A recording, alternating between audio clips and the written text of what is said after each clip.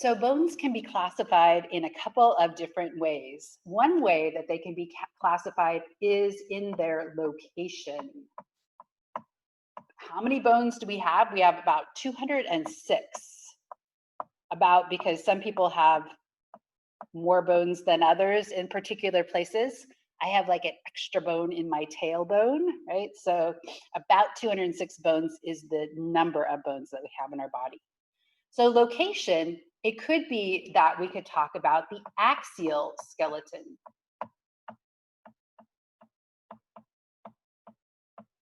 So this is along the central axis of your body. And so this would include the skull. It includes the vertebrae. It would also include the pelvis. And so we'll talk about the sacrum, part of the pelvis called the sacrum.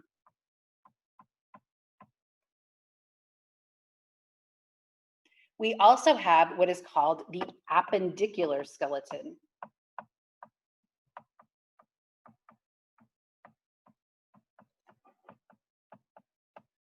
This is append onto the axial. So think axial, think central axis.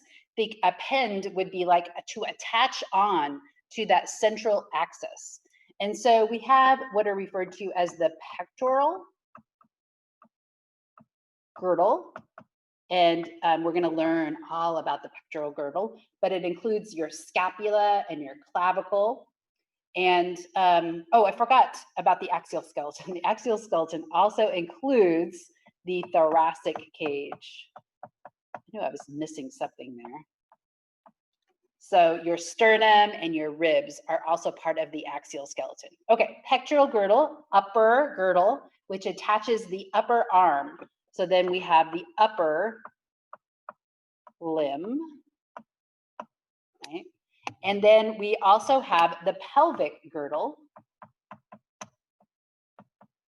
which is your pelvis, and it actually attaches to the axial skeleton via the sacrum, the sacroiliac joint, which you might have heard of because that joint gives a lot of people problems. It can become inflamed.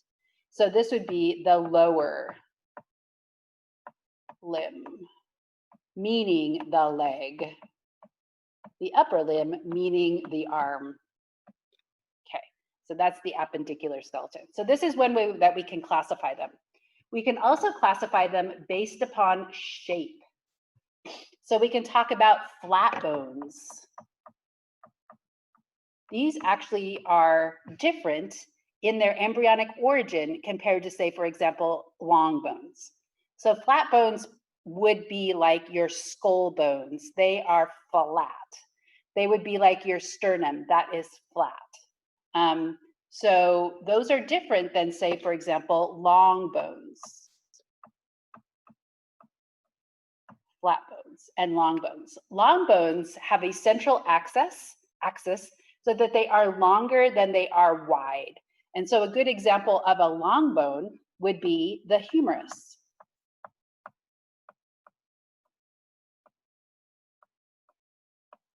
An example of a flat bone would be, for example, on the side of your head, you have the temporal bones. So this is just an example, okay? So even in your hand, we have metacarpal bones. These bones right here that make up the palm of your hand, they are longer than they are wide. And so those would still be long bones.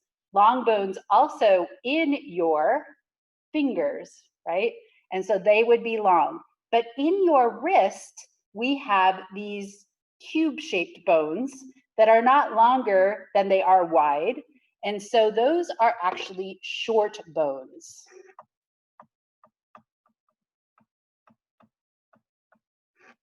So that would be like, example, would be the carpal bones.